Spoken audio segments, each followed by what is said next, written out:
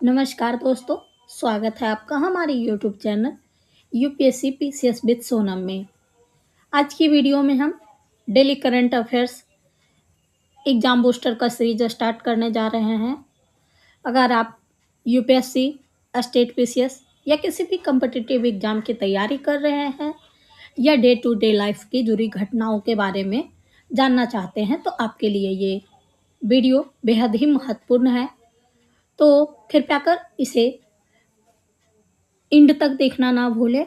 और अगर आप हमारे चैनल पर नए हैं तो कृपया कर हमारे चैनल को लाइक, शेयर एंड सब्सक्राइब करना ना भूलें। तो चलिए शुरू करते हैं आज का हमारा ये सेशन। आज से हमारा ये सीरीज कंटिन्यू चलता रहेगा। तो चलिए बिना समय गवाए शुरू करते हैं आज का हमारा ये सेशन। इससे पहले हमारी एक नेक्स्ट अपकमिंग क्लासेस है।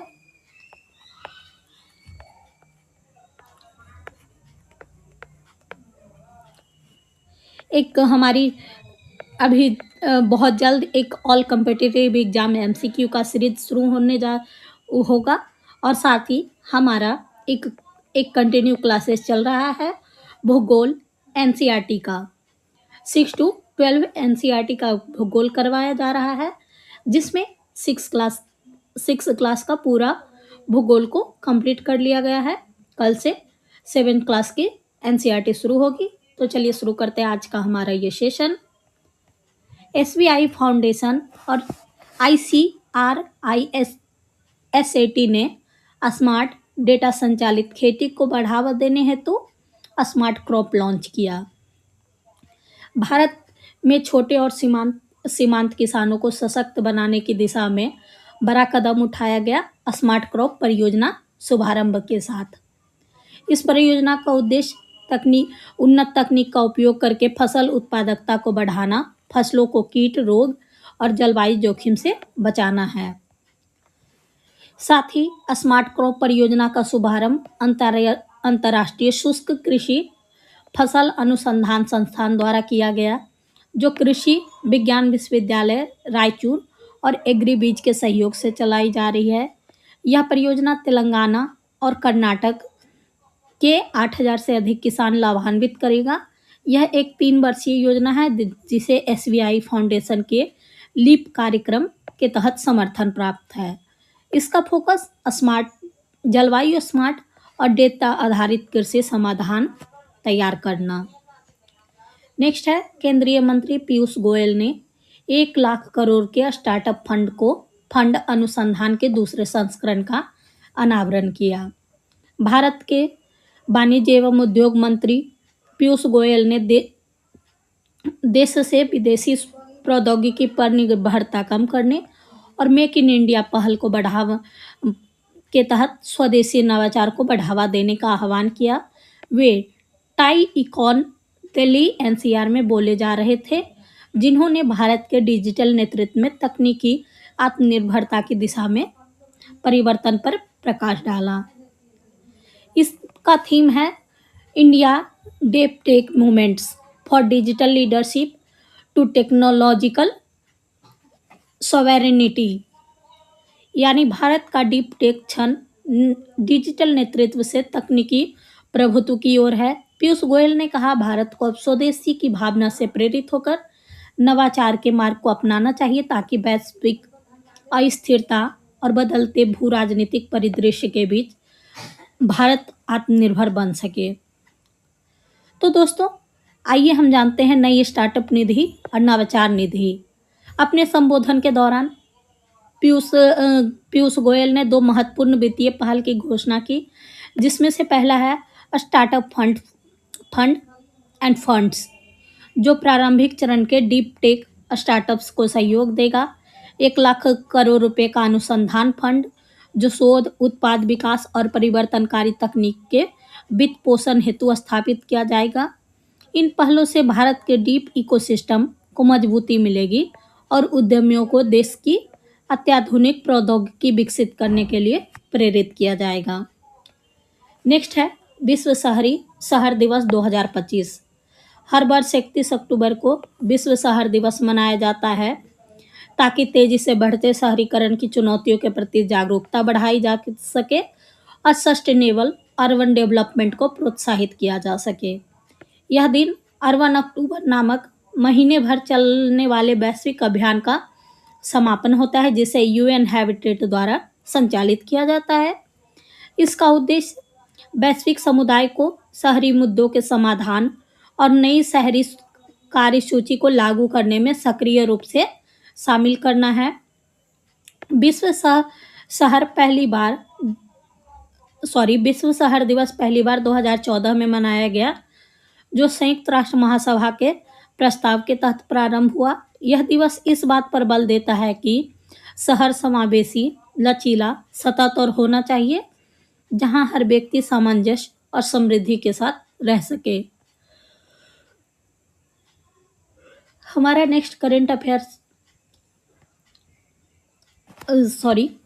विश्व शहर दिवस का थीम है जन केंद्रित स्मार्ट शहर। इस वर्ष का वैश्विक आयोजन बोगोटा, कोलंबिया में किया गया। यह थीम इस बात पर जोर देता है कि प्रौद्योगिकी और नवाचार का उद्देश्य केवल तकनीकी उन्नति नहीं, बल्कि मानव कल्याण और समावेशी शहरी विकास होना चाहिए। यह दर्शाता है कि कैसे डेटा आधारित नीति निर्माण, कृत्रिम बुद्धिमत्ता, स्मार्ट तकनीक शहरी जीवन को बेहतर बना सकते हैं। और 2025 के थीम का मुख्य उद्देश्य है मानव केंद्रित नवाचार को बढ़ावा देना और ऐसे स्मार्ट शहर मॉडल विकसित करना जो मानव कल्याण, पहुंच और समानता पर को प्राथमिकता दे। वैश्विक सहयोग को प्रोत्साहित करना, दुनिया भर के शहरों के बीच साझा अनुभव और रणनीतियों का आदान प्रदान करना, ताकि सतत स्मार्ट शहरों की दिशा में प्रगति हो सके। जीवन की गुणवत्ता में सुधार करना, तकनीक का उपयोग करके बेहतर आवास, सुरक्षा, परिवहन और पर्यावरणीय स्थिरता सुनिश्चित करने में। नेक्स्ट है अमेजन वर्षावन में भविष्य की जलवायु परीक्षण। अमेजन वर्षावन में गहरे हिस्से में वैज्ञानिक एक अनोखे प्रयोग कर रहे हैं, जिसका उद्देश्य यह समझना है कि CO2 स्तर दुनिया के सबसे बड़े उष्णकटिबंधीय जंगल को किस प्रकार प्रभावित करेंगे। इस परियोजना का नाम अमेजन फेस है। तो कई बार यूपीएससी में ये भी आता है कि अमेजन फेस किससे संबंधित है, या फिर अमेजन वर्षावन में चलाई जा रही परियोजनाओं का उद्देश्य क्या है, ये भी पूछा जा सकता है। इसका मकसद भविष्य में जलवायु की स्थिति का अनुकरण कर देखना कि वन किस तरह अनुकूल करता है। इस अध्ययन के निष्कर्ष जल्द ही जलवायु सम्मेलन COP30 में महत्वपूर्ण भूमिका निभाएंगे। अमेजन वर्षावन गहरे हिस्से में वैज्ञानिक की एक टीम का अनोखा प्रयोग है। नेक्स्ट है भारत अमेरिका के बीच 10 वर्षों के लिए डिफेंस डील। भारत और अमेरिका ने अपने रक्षा संबंधों को नई रक्षा सुरक्षा सहयोग को सशक्त बनाने के लिए 10 वर्षीय ढांचा समझौता पर हस्ताक्षर किया।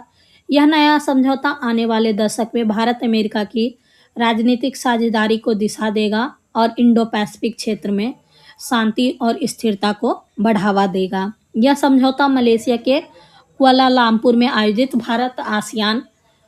आसियान भारत रक्षा मंत्रियों की अनौपचारिक बैठक के दौरान अंतिम रूप दिया गया। इस अवसर पर भारत के रक्षा मंत्री राजनाथ सिंह और अमेरिका के रक्षा मंत्री सचिव पीटर हेगसेथ के बीच हुई। दोनों नेताओं ने बातचीत को उपजाऊ और सकारात्मक बताया।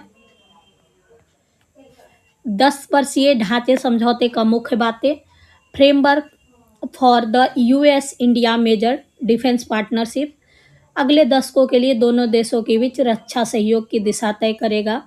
इसका उद्देश्य है सैन्य समन्वय और संयुक्त अभ्यास, रक्षा प्रौद्योगिकी साझेदारी और नवाचार, सूचना और खुफिया आदान प्रदान, रक्षा उद्योग में सहयोग, इंडो पैसिफिक क्षेत्र में समुद्री सुरक्षा।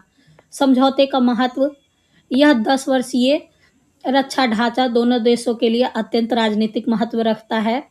इससे भारत और अमेरिका के बीच रणनीति विश्वास और मजबूत होगा। भारत के रक्षा आधुनिकीकरण और तकनीकी उन्नयन को बल मिलेगा।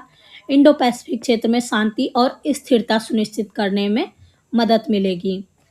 नेक्स्ट है IMWU 2025 विशाखापट्टनम पोर्ट ने किया बड़ा करार।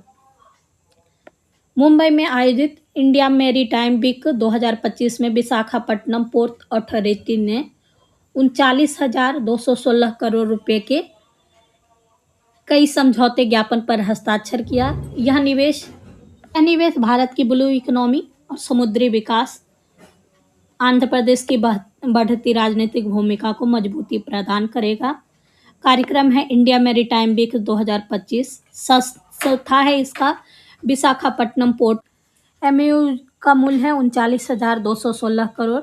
बड़ी परियोजनाएं हैं दुगराजपट्टनम शिप बिल्डिंग क्लस्टर।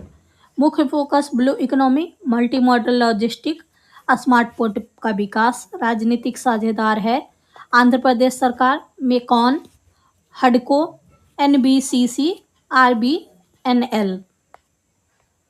नेक्स्ट है CMS-03, इसरो का अब तक का सबसे भारी उपग्रह।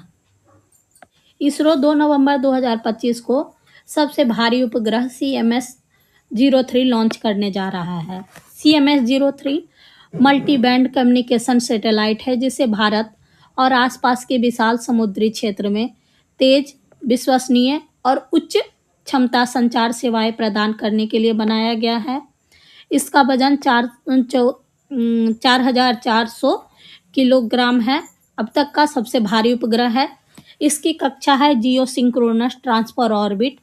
उद्देश्य डिजिटल संचार, सैटेलाइट इंटरनेट और समुद्र कनेक्टिविटी को सशक्त बनाना। यह उपग्रह भारत की राष्ट्रीय संचार अवसंरचना में एक बड़ा कदम है जिससे टीवी प्रसारण, टेलीमेडिसिन, ऑनलाइन शिक्षा और आपातकालीन सेवाओं तक पहुंच भी प्रभावी होगा। इसके लॉन्चिंग तिथि है 2 नवंबर 2025 को। उपग्रह का नाम है CMS-03। प्रक्षेपण यान LVM-3M5 है। इसका वजन 4400 किलोग्राम है। स्थान इसरो श्रीहरिकोटा आंध्र प्रदेश से। इसका महत्व समुद्री डिजिटल और आपातकालीन अवसंरचना को मजबूत करना। इससे पूर्व चंद्रयान 3 में इसी LVM-3 सफल से प्रक्षेपण किया गया। नेक्स्ट है डीप वर्ल्ड का भारत पर बरादा 5 अरब डॉलर का निवेश आने वाला है। दुबई स्थित वैश्विक लॉजिस्टिक कंपनी डीप वर्ल्ड ने भारत में अपने एकीकृत सप्लाई चेन नेटवर्क के विस्तार में 5 अरब डॉलर नए निवेश की घोषणा की है। यह निवेश पिछले 30 वर्षों में 3 अरब डॉलर के निवेश के अतिरिक्त है, जो भारत के व्यापार और निर्यात विकास के प्रति कंपनी की दीर्घकालिक प्रतिबद्धता को दर्शाता है। निवेश का उद्देश्य घरेलू और अंतर्राष्ट्रीय व्यापार के लिए लॉजिस्टिक लागत कम करना, तेज एवं एकीकृत सप्लाई चेन के माध्यम से निर्यात प्रतिस्पर्धा को बढ़ाना, मेक इन इंडिया पहल के अनुरूप स्थानीय विनिर्माण को प्रोत्साहित करना, उत्पादकों और निर्यातकों को बाजार पहुंच का विस्तार, सतत और नवाचार आधारित लॉजिस्टिक अवसंरचना को बढ़ावा देना है। नेक्स्ट है पंजाब के नमितवीर सिंह बालिया ने प्रतिष्ठित अंतर्राष्ट्रीय मास्टर खिताब जीता। पंजाब के लिए यह गर्व का क्षण है। जालंधर के नमितवीर सिंह बालिया ने अंतर्राष्ट्रीय स्तर पर शानदार प्रदर्शन करते हुए इंटरनेशनल मास्टर का खिताब हासिल किया। वे पंजाब के दूसरे इंटरनेशनल मास्टर बने हैं। इससे पहले दुष्यंत शर्मा ने यह उपलब्धि 2022 में हासिल की थी। नमितवीर ने फ्रांस के 3rd NMS international master tournament में शानदार प्रदर्शन करते हुए अपना अंतिम IM नॉर्म हासिल किया और समग्र रूप से चौथे स्थान पर रहे। उनकी यह सफलता पंजाब के शतरंज समुदाय के लिए एक नया मील का पत्थर साबित हुआ है। नेक्स्ट है नेशनल यूनिटी डे 2025। राष्ट्रीय एकता दिवस, जिसे नेशनल यूनिटी डे भी कहा जाता है, प्रतिवर्ष 31 अक्टूबर को सरदार वल्लभ भाई पटेल की जयंती के उपलक्ष्य में और भारत में राष्ट्रीय और राजनीतिक एकीकरण और एकता को बढ़ावा देने में महत्वपूर्ण भूमिका के सम्मान में मनाया जाता है। यह दिन राष्ट्र की संप्रभुता, शांति, अखंडता और को बनाए रखने के महत्व को रेखांकित करता है, जो नागरिकों को विविधता में एकता के प्रति अपनी प्रतिबद्धता का संकल्प लेने को प्रोत्साहित करता है। वल्लभ भाई पटेल की 150वीं जयंती के अवसर पर केवड़िया में प्रधानमंत्री नरेंद्र मोदी ने 30 अक्टूबर के 150 रुपये मूल्य वर्ग का स्मारक सिक्का, विशेष डाक की टिकट और 1219 करोड़ रुपए के विकास परियोजना का शुभारंभ किया। प्रतीकात्मक और विरासत। सरदार वल्लभ भाई पटेल, जिन्हें भारत का लौह पुरुष भी कहा जाता है, उन्होंने स्वतंत्रता के बाद 500 से अधिक रियासतों को भारतीय संघ में विलय कर राष्ट्रीय एकता का नींव रखा। उनकी 150वीं जयंती मनाना उनके दूरदर्शी विचार, एक भारत श्रेष्ठ भारत के पुनः पुष्टि करने का अवसर है। सरकार द्वारा सिक्का और डाक टिकट भी जारी किया गया। नेक्स्ट है 8वां वेतन आयोग। वेतन आयोग सरकार द्वारा हर 10 साल में गठित एक समिति है जिसका उद्देश्य नागरिक और रक्षा कर्मचारी सहित केंद्र सरकार में कर्मचारियों के वेतन और भत्ते की समीक्षा करना है। 1946 में स्थापित उचित वेतन संरचना सुनिश्चित करने के लिए अब तक 7 वेतन आयोग का गठन किया जा चुका है। मुख्यालय दिल्ली में है। प्रत्येक आयोग 18 महीने के भीतर अपनी रिपोर्ट प्रस्तुत करता है। जनवरी 2025 में सरकार ने 8वें वेतन आयोग के गठन को मंजूरी दी थी। नेक्स्ट है भारत ने ऑस्ट्रेलिया को हराकर महिला वनडे विश्व कप फाइनल में जगह बनाई। नवी मुंबई डी.वाई. पाटिल स्टेडियम में खेले गए महिला वनडे विश्व कप 2025 सेमीफाइनल में भारत ने ऑस्ट्रेलिया को 5 विकेट से हराकर इतिहास रचा।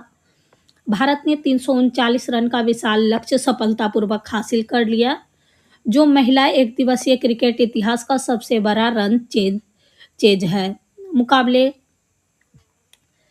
डी.वाई. पाटिल नवी मुंबई में खेला गया। परिणाम: भारत ने ऑस्ट्रेलिया को 5 विकेट से हराया। रन का लक्ष्य 339 था। भारत ने 48 ओवर में 339 स्कोर हासिल किया। ऑस्ट्रेलिया का स्कोर 348 ऑल आउट पे था। Player of the month Jemimah Rodrigues Bharat की हैं।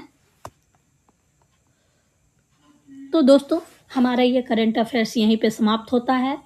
कल फिर हम मिलेंगे नए करंट अफेयर्स के साथ और ज्योग्राफी की क्लासेस के साथ, तो कृपया कर इसे देखना ना भूलें।